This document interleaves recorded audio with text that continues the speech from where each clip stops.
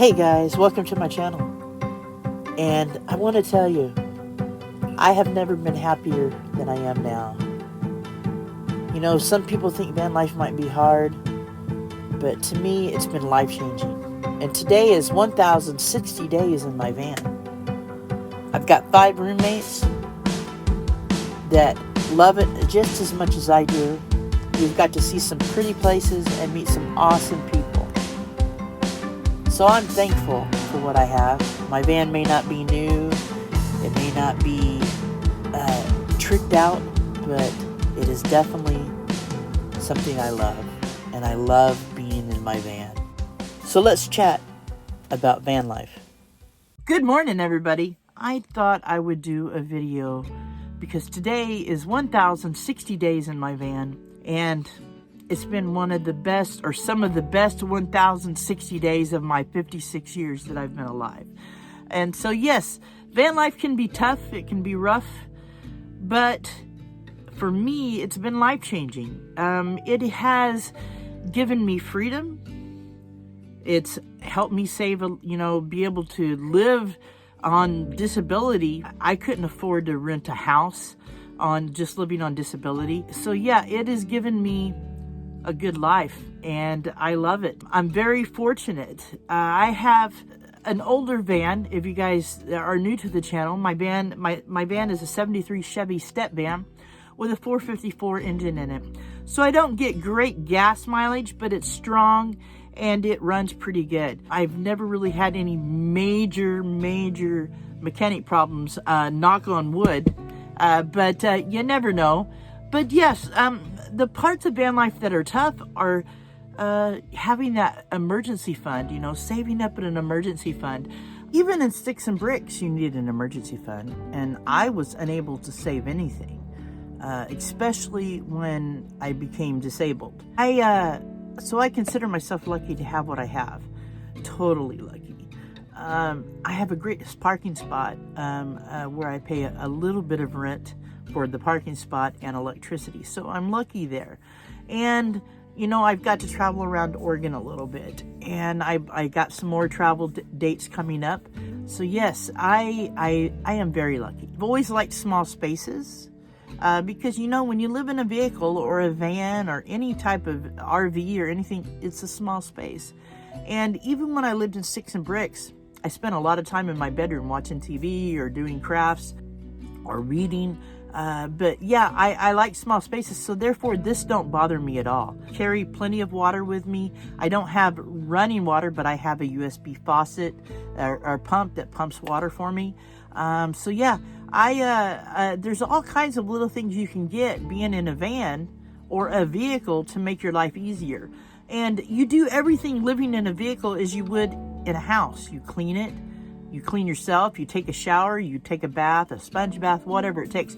You can go to gyms and take showers. It takes more thinking out of the box living in a vehicle than it does living in an apartment or a house. But I am so happy with what I have. So yeah, I am very fortunate. People think that van life can be lonely. Yes, it can be lonely. I am not around a lot of people anyways. Even when I lived in sticks and bricks, I wasn't around a lot of people. I like being around people, but also I've learned to love myself. And so yes, that's something you gotta have. You gotta be happy with yourself. It's living in a vehicle. I think you got to be confident and happy with yourself, or being by yourself. But also on the side of van life is that there's a lot of camaraderie. If you meet up in groups, or you go to, like, say, Quartzsite, there's a lot of RVers, van lifers, vehicle dwellers. Meet up with people. Anytime that I've went and stayed at campgrounds or wherever, I always meet somebody. I always talk to somebody. And, having your doors open, I'll open up my back door. I have a screen up so the cats can't get out, but people stop by. Oh wow, that's so cool. You gotta, they're shocked that somebody's turned a bread truck into a home. Yeah, welcoming people into your life by doing that. You meet folks. And you know, the loneliness is not there. Also, I'm a YouTuber, so I know a lot of people on YouTube. YouTube has been wonderful for meeting people and having friends. And so, yeah, I never feel lonely. I'm very fortunate in that, too. So, yeah, I mean, I have probably more friends now living in a van than I did living in an apartment. And the apartment I lived in was horrible. It was in the ghetto, but I still find myself, I have more friends being in the van. My cats love it. If you've never watched my channel before, they have an outdoor tent that I can pop up wherever I park at, and they can go in and out. So yeah, they're very happy too, and they see this as their van as much as I see it as mine. I think they let me live with them, is how it comes down. I still can't believe how much time has passed. It just don't seem like it's been that long being in a van. I suggest that if you're thinking about vehicle dwelling, whether it be an SUV, a van, a step van, an RV, investigate as much as you can about it. There's so many YouTube videos about nomad life and about living in a vehicle. I mean, down to living in a Prius to living in a giant RV. There's all kinds of videos you can learn more about it, learn tips and tricks.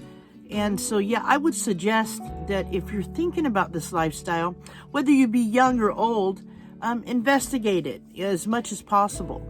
I know a lot of young folks that live in, I watch them on YouTube, that work in their vans. They do like online work, or they're photographers. I watch several channels that they're book writers. So yeah, it's interesting. There's all kinds of jobs you can do. I know van dwellers that are DoorDash drivers. That's how they get their money. So yeah, there's so much you can do, just as there's living in a house or an apartment you can do. I mean, I can't explain it. It's just, it has been such a happy life for me, and such a rewarding life. That would be the key word for me, rewarding. You know, I knew a few years back in my 40s that I would probably never own property. I never, got that lucky to be in the position to own property, but I own my home. And so I'm not homeless, I'm just houseless. My home is my van, and I'm very proud of my van. There's a lot I still want to do to it, and there's a lot I still can do to it. And so yeah, it has been good for my health. It's been good for my mental health. So there's really nothing about van life that I've experienced that would be on the downside of it. You do worry, before I found a place to park, to pay to park, I did worry a little bit about finding places to park, but I really never had trouble finding places to park.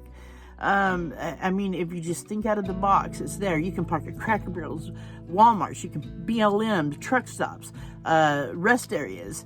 Go up in the mountains and find a place to park, or out in the country. There's so many places to park. So many places you can take showers, truck stops, campgrounds. You can have your own little setup with a solar shower. There's so much that you can do to make it just a normal life. So to me, my van life is very normal. I live normal. I don't live any different than if I would in sticks and bricks. And it takes me a lot less time to clean it. Well, guys, that's all I'm going to ramble on for today. I just wanted to share my life with you today, my 1,060 days in my van. I'm very lucky, and I'm very lucky to have you guys follow along on the journey. So thank you for all you do. Thank you for being here. Thank you for watching my videos. Take care of yourselves. Take care of each other. Peace out.